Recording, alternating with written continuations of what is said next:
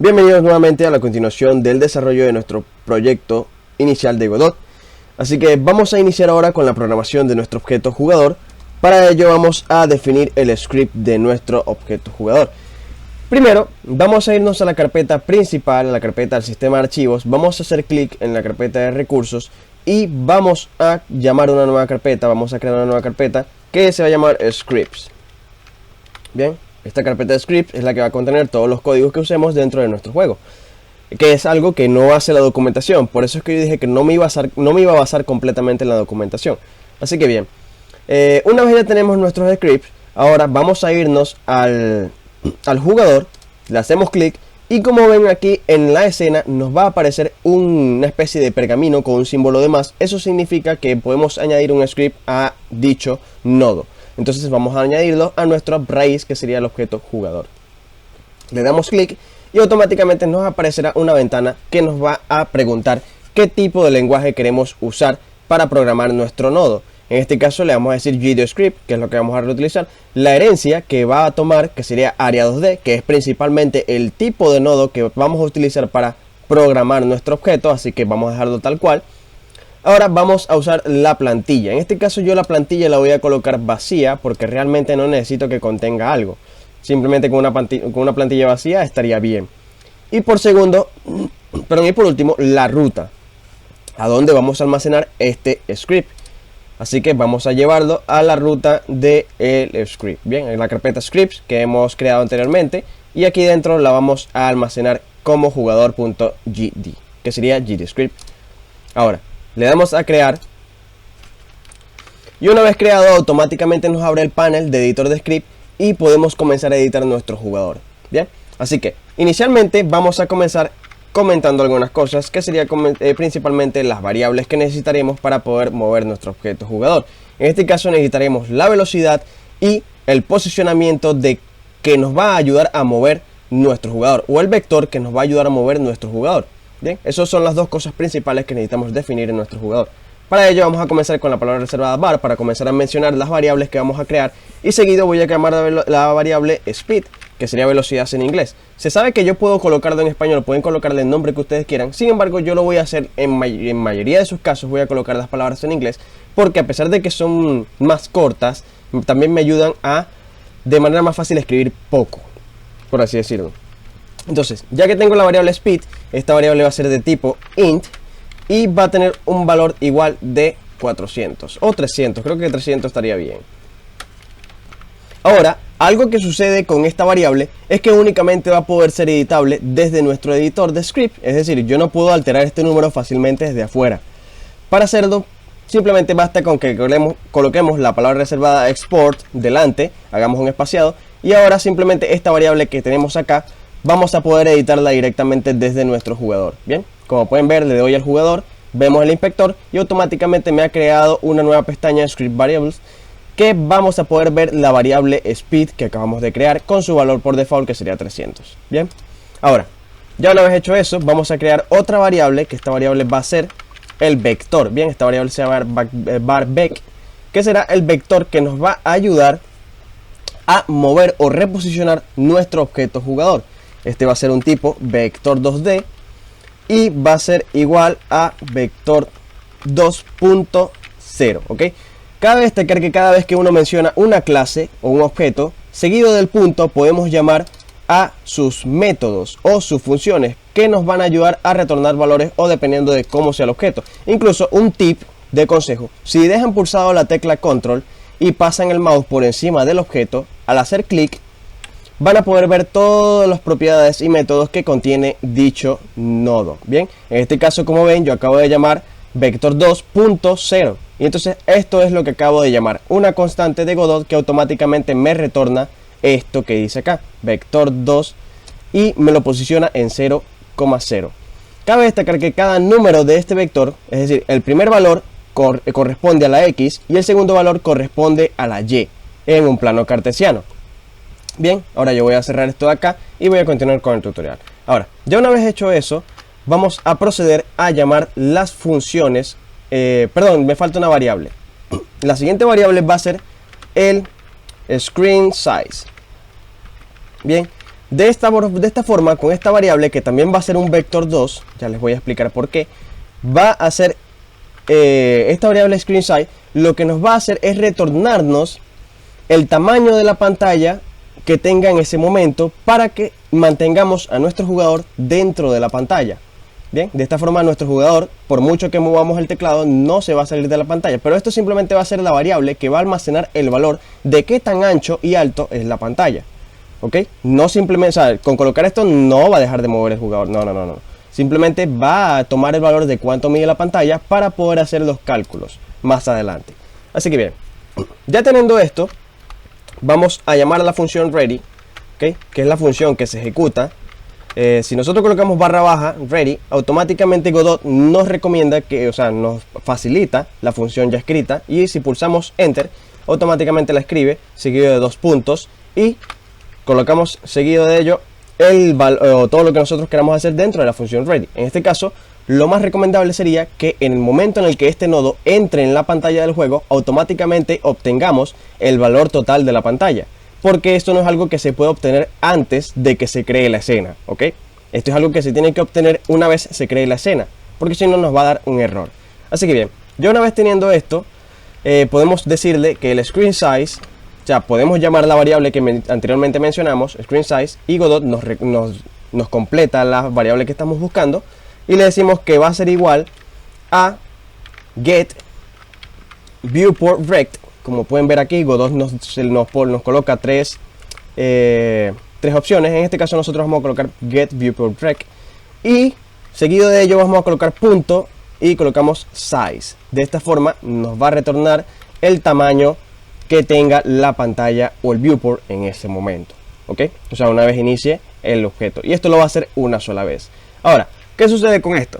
Que si se pueden fijar, me he tomado 2 líneas para poder hacer este código. Sin embargo, existe una forma de optimizarlo realmente.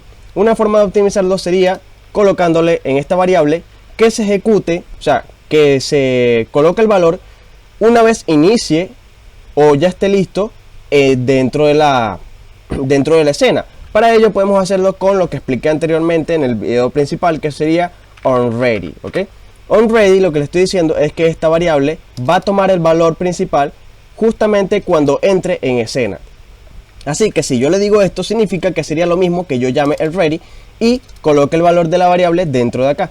Así que si yo copio esto de acá, lo corto, le digo que la variable screen size al inicio va a ser igual a esto de acá, y borro esto, sería lo mismo que decirle lo que anteriormente le había dicho con la función ready, ¿ok? Entonces le estoy diciendo que cuando inicie, cuando esté en la escena, automáticamente tome el tamaño del viewport y lo almacene acá. Bien, por eso es que dije que hay que aprenderse muy bien todas las palabras reservadas de Godot en el momento de que vamos a definir las variables, porque realmente son muy útiles y nos ayudan a ahorrarnos código.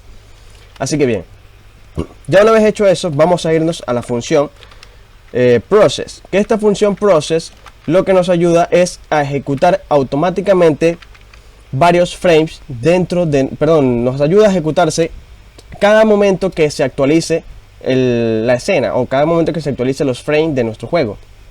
Bien, así que aquí podemos ejecutar las acciones de movimientos de nuestro jugador, pero hacerlo directamente en el process sería saturar nuestro código de una forma muy desordenada. Por ende, vamos a crear una función específica solamente para obtener qué tecla estamos pulsando para poder mover nuestro jugador. En este caso vamos a crear la función, yo la voy a llamar función teclado, así, 2 puntos, y esta va a ser mi función teclado, ya la he creado. Ahora, dentro de teclado lo que vamos a hacer es definir qué tipo de teclas vamos a pulsar y cómo vamos a detectar qué tecla estamos pulsando. Ahora, Godot por default, o mejor dicho, nos provee de una forma muy fácil o muy cómoda de detectar qué teclas está pulsando el jugador. Así que para hacerlo de una forma más sencilla, vamos a usar ese método que nos provee Godot para poder detectar eso. Si nos vamos aquí en proyecto, vamos a irnos a configuración del proyecto y vamos a ver que dice aquí mapa de entradas. En este mapa de entradas vamos a poder ver todos los tipos de acciones que nos permite detectar qué teclas está pulsando nuestro jugador. Si podemos observar, si pulsamos la tecla enter, si pulsamos la tecla espacio, o si pulsamos en el control, la X o el botón A o el botón B de Nintendo, va a llamar la acción UI Accept. Bien, nosotros podemos crear una nueva acción si lo deseamos, o simplemente podemos redefinir las acciones que previamente ya están acá, que no se pueden eliminar, cabe destacar. Las que tú crees sí se pueden eliminar, pero las que ya vienen por default para definir, no. Así que bien, vamos simplemente a reconfigurar todas las acciones que nosotros podamos realizar. Así que vamos a irnos a, en este caso, la que dice UI Left, UI Right, UI Up y la que dice Down. Bien, esas son las que nosotros vamos a utilizar. En mi caso, si yo presiono la tecla izquierda o presiono el pack direccional hacia la izquierda, pues automáticamente me va a llamar la acción UI Left. De la misma manera UI Right, UI Up y UI Down. Bien, ahora, ya que yo tengo definido esto, o mejor dicho, ya que todos tenemos definido esto, porque es lo que trae por default Godot, si ustedes quieren remapear esto, si quieren que sea otra tecla, como por ejemplo A, S, D o W, pues basta nada más con que aquí en el símbolo de más, en este caso que este es UI Left, basta con que le coloquen el símbolo de más y seleccionen qué tipo de tecla van a pulsar. En este caso tecla, y yo le voy a colocar la A. Bien, ahora si yo pulso la tecla hacia la izquierda o la tecla A, o presiono el pack direccional hacia la izquierda, pues él va a realizar esta acción. Ahora si yo elimino el left, o sea que sería pulsar la tecla hacia la izquierda, entonces cada vez que yo pulse la tecla hacia la izquierda, ya esta acción no se va a cumplir, porque he eliminado esa característica de mi acción. Bien, he eliminado esa detección, por así decirlo. Así que bien, es muy importante que si van a remapearlo, vean bien cuáles son las teclas que están colocando para no tener este problema. Así que bien, yo lo voy a eliminar porque realmente no quiero que se mueva con AWSD, sino que simplemente con las flechas direccionales que se mueva. Bien, voy a cerrarlo y ya sabemos cuáles son las acciones que vamos a detectar. Para ello vamos a definir unas variables dentro de nuestra función de teclado que nos va a facilitar saber qué dirección nos estamos moviendo, que va a ser con una función que les voy a mencionar a continuación, que sería en este caso muy sencillo de hacer. Bien, vamos a llamar a la variable vec, que sería la variable del vector que estamos usando. Ya más adelante voy a explicar muy bien cómo funcionan los vectores para que podamos entender. Así que vamos a llamar la variable vec y le vamos a indicar que en su posición 0, como les dije anteriormente, decir esto es lo mismo que decir esto, que yo les voy a mostrar ahora, 0,0. ¿ok? Este sería el índice X y este sería el índice Y. Ahora, si yo le digo a vec.x, le estaría diciendo que me altere el primer valor en X. Y en X significa movimiento horizontal y en Y significa movimiento vertical en un plano cartesiano. Así que ahora, ya una vez tenemos el vec.x, le vamos a decir que sea igual. Y ahora le vamos a decir que nuestro input, ¿ok? Esta es una clase de Godot que nos ayuda a detectar cualquier tipo de interacción que nosotros hagamos con cualquier dispositivo conectado a nuestro juego. En este caso puede ser un mouse, un teclado, un gamepad, lo que sea. Así que ahora le vamos a decir input y le vamos a decir punto. Vamos a llamar un método de nuestro input y vamos a decirle que get action string, ¿ok? Esto que tenemos acá. Esto lo que nos sirve es para devolver un valor cierto o falso, o mejor dicho, 1 o 0, dependiendo de si nosotros estamos pulsando la tecla o la acción que le especifiquemos en este lado. Por ejemplo, yo le voy a decir que nos devuelva el valor de la tecla que estemos pisando. Si estamos pisando la tecla right, ¿ok? Si estamos pisando hacia la derecha, entonces esto lo que me va a hacer es devolverme el número 1. Y eso se va a almacenar en la variable vec.x, ¿ok? En el parámetro x de nuestro vector se va a almacenar el input get action string si lo estoy presionando. Si no lo estoy presionando, simplemente me va a devolver el valor 0, es decir, que va a ser igual a 0. Pero ¿qué pasa? Ahora vamos a colocarle una resta, ¿ok? Vamos a colocarle un símbolo de sustracción y vamos a nuevamente mencionar el input, y get action string nuevamente, pero ahora le vamos a indicar para la dirección contraria, ¿ok? En vez de ser right, ahora va a ser left, ¿ok? Ya vamos aquí y UI left, ok. Ahora, ¿por qué lo estamos haciendo de esta manera? Ya les voy a explicar por qué. incluso tengo una imagen para poder mostrarles cómo funcionaría eso. Vamos a hacer lo siguiente con el vector, pero en la Y, ¿ok? O sea, ahora en la Y, que sería el movimiento vertical. Pero en este caso, en vez de usar right o left, que sería derecha o izquierda, simplemente vamos a usar lo mismo, pero vamos a llamar down y up, ¿ok? En este caso, UI down y UI up, ¿ok? Bien, ahora que ya tenemos esto de la siguiente manera, voy a proceder a explicar qué es lo que estamos realizando, ¿ok? Si yo le digo que mi input getAction UI right, ¿ok? getAction string UI right, yo le estoy diciendo que si yo presiono esta tecla, me va a devolver el valor 1. Es decir, si estoy presionando hacia la derecha, nos vamos a mover un píxel a la derecha. Bien, eso es lo que le estoy especificando a esto. Bien, nos vamos a mover un píxel a la derecha. Ahora, a esto le vamos a restar si estamos presionando el UI left. Si no lo estamos presionando, pues le estamos restando 0. Es decir, no le estamos restando nada. Pero si estamos presionando la tecla hacia la izquierda, le estamos restando 1, porque esto automáticamente se va a convertir en 1. Y entonces ahora nos estaríamos moviendo menos un píxel, que sería en X. Entonces nos estaríamos moviendo menos un píxel hacia la izquierda, ¿ok? Por eso lo especifiqué. Hacia la derecha son todos los positivos y hacia la izquierda son todos los negativos. Entonces, si le digo que nos movemos a la derecha, sería sumando 1 hacia la derecha. Ahora, si nos movemos hacia la izquierda, nos estamos restando 1. Será que nos estamos moviendo hacia la izquierda. Bien, de la misma forma aplica para el Y positivo, que sería hacia abajo, y el Y negativo, que sería hacia arriba, o sea, vertical hacia arriba. Ahora, si le estamos indicando que estamos presionando la tecla hacia abajo, o sea, down, entonces nos vamos a sumar constantemente 1 hacia abajo, indicando que nos estamos moviendo hacia abajo.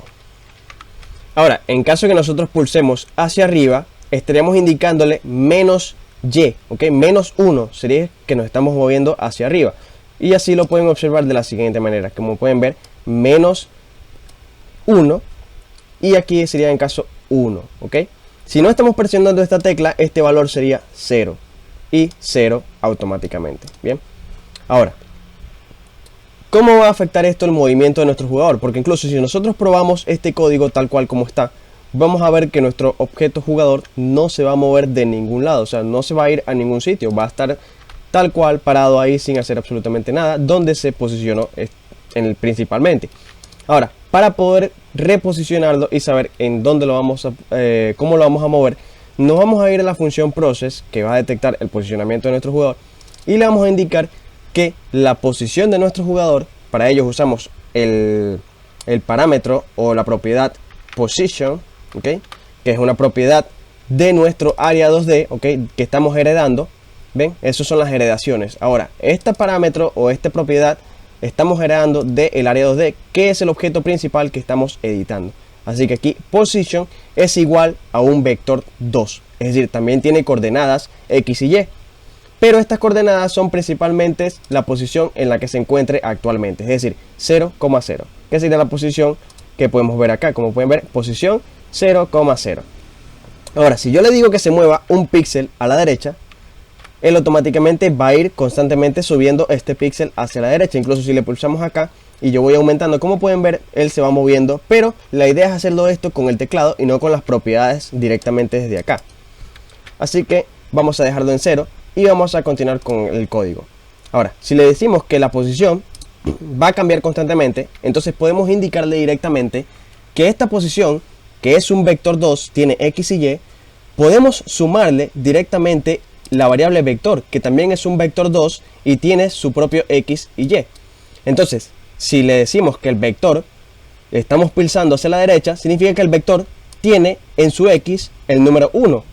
Es decir, que constantemente va a moverse hacia la derecha un píxel, porque es lo que le estamos indicando, le estamos sumando a la variable vector. Así que vamos a hacerlo de la siguiente manera. A posición le vamos a sumar e igual, es decir, esto es lo que estamos diciéndole aquí con esta propiedad o con este operador, es que vamos a incrementar su posición desde donde se encuentre, ¿ok? En cambio, si le decimos que va a ser completamente igual al vector, pues estamos haciéndolo de manera incorrecta, porque le estamos diciendo simplemente que adopte tal cual como tenga su posición el vector 2, bien, o el vector que le estamos pasando. En cambio, si le decimos que más, entonces él constantemente va a sumar el vector que estamos almacenando con nuestras variables. Así que bien, vamos a sumarle la variable vec completamente, que sería otro vector 2. Y ahora ya si no nos dice que hay un error. Pero ¿qué pasa? Que no le podemos sumar simplemente un píxel y ya está. O sea, no quedaría bien moviéndose una imagen de un píxel a un píxel. Así que lo siguiente que vamos a hacer sería multiplicar ese vector por la velocidad, que sería nuestra variable speed. ¿Ok? Nuestra variable speed la vamos a multiplicar por cuántas veces sea el vector. ¿Ok? Entonces, si el vector tiene un 1 en su origen x, entonces si la multiplicamos por 300, entonces en su x ahora va a tener 300 en vez de 1. ¿Ok? Eso es lo que estaríamos especificándole a la posición, que se mueva 300 píxeles hacia la derecha constantemente, o sea que se sume. Pero para ello esto sería muy rápido, ¿verdad? Esto sería un movimiento demasiado rápido, porque 300 píxeles ya desaparecería de la pantalla. Para evitar eso, podemos pasarle el parámetro delta, que lo que haría es multiplicarnos nuestro valor por la actualización actual de frame. ¿Ok? Esto nos ayuda a detectar, dependiendo del rate de frames, o sea, dependiendo de cuántos frames por segundo se muestren, realice un movimiento completamente fluido, sin importar la tasa de renderización. Así que ahora vamos a colocar por y vamos a pasarle el parámetro delta, ¿ok? Que lo hace automáticamente la función process, ¿ok? Esto es algún parámetro que no se le puede quitar, ¿ok? Esto ya lo trae por definido. Ahora, si nosotros probamos nuestro juego, ahora, si probamos el objeto jugador, vamos a darle aquí y vamos a darle acá para que solamente probemos esta escena que tenemos abierta. Si nosotros le damos a probar, vamos a poder observar, para ver. Bien, ya va. Bien, me he comido un paso muy importante, la verdad. Es que se me ha olvidado. Vamos a quitar esto acá. Se me ha olvidado que las funciones que nosotros creemos apartes, ¿okay? Esta función que yo la creé aparte, no se va a llamar automáticamente con el jugador, ¿okay? Esto no se va a llamar automáticamente con el jugador, porque no existe por predefinido en nuestro área, o nuestro Godot no reconoce esta función como una función predeterminada que deba correr automáticamente. Para ello vamos a usar la función process, que se actualiza cada frame, para llamar a nuestra función de teclado y detectar qué teclas estamos pulsando. Bien, así que de esa forma vamos a decirle aquí en la primera línea que nos llame a nuestra función teclado simplemente, y ya está. De esta manera estaremos diciéndole que la función process, cada vez que se actualice en cada frame, va a llamar al teclado, a la función teclado, para poder detectar qué estamos pulsando, y lo vamos a almacenar en la propiedad x y y de nuestra variable vector. De esa forma sí podemos sumarle la variable vector al position, porque ahora sí el vector ya no va a ser igual a 0, sino que va a ser igual a dependiendo de qué teclas estemos pulsando. Si probamos este código que hemos diseñado, ahora sí debería ir correctamente. Pero yo antes de eso voy a configurar un momento acá en la configuración del proyecto, porque veo que mi pantalla no muestra correctamente la ventana. Así que voy a colocar y voy a modificar aquí. Estas son anchuras de prueba y alturas de prueba. Sirve para modificar la ventana y que se adapte a tal tamaño que tú decías que esté. En este caso yo le voy a colocar que tenga 200 de ancho y vamos a colocar un 400 de alto, ¿ok? Esta va a ser la ventana de prueba que yo voy a hacer. Ahora, la ventana se va a mostrar de este tamaño que yo le indiqué, ¿ok? Que sería de prueba. Si yo le doy aquí ahora, automáticamente nos va a mostrar la ventana de ese tamaño. Ahora, si probamos el movimiento de nuestro jugador, como pueden observar, ahora sí se mueve nuestro jugador dentro de la pantalla, porque ahora sí estamos llamando a la función teclado para detectar qué tipo de input estamos moviendo. Ahora, se preguntarán por qué se mueve el jugador si solamente le colocamos que se reste un 1 o que se sume un 1, y a lo mejor estarán muchos confundidos. Pero te lo voy a explicar con una gráfica para que puedas entender bien qué es lo que está pasando. Supongamos que esta es la posición de mi jugador. Bien, él se encuentra actualmente en la posición 0x y 0y. Sería en el medio de este plano que te estoy mostrando acá. Ahora vamos a suponer que la variable vector, que es la que le estamos sumando, la variable vec, se encuentra en -1 y en x1, ¿ok? O sea, sería que la variable velocidad o la variable vector, que es la que estamos agregando en este momento, estaría en sería la siguiente manera. Vamos a copiarlo para que puedan entender. Vector 1, menos 1. De esta forma estaría representado esa variable. ¿Ok? De esta forma, las líneas rojas que pueden observar es la variable del vector. O sea, estamos pulsando en X la tecla hacia la derecha porque, como ven, es 1. Y en Y estamos pulsando la tecla hacia arriba porque, como ven, me está restando menos 1. O sea, menos la tecla up, que sería hacia arriba, o sea, en Y. Y de esa manera, entonces, imagínense lo siguiente. Si nosotros nos encontramos en la posición 0 y le estamos indicando que le sumemos menos 1 hacia arriba y más 1 hacia la derecha, entonces lo ideal es que nuestro jugador se mueva en diagonal hacia esa dirección, que sería este punto de acá. Entonces constantemente él está intentando sumar este valor a su posición actual. Por ende, constantemente se va a mover hacia dicha posición. Pero esto sería de un píxel a un píxel. Eso es lo que estaría pasando en este caso. Pero como nosotros estamos multiplicándolo por su velocidad, y para que no sea algo completamente desconmensurado, le estamos multiplicando el delta para que sea correcto dependiendo de su frame. Entonces sale el resultado, que es el que mostramos hace un momento.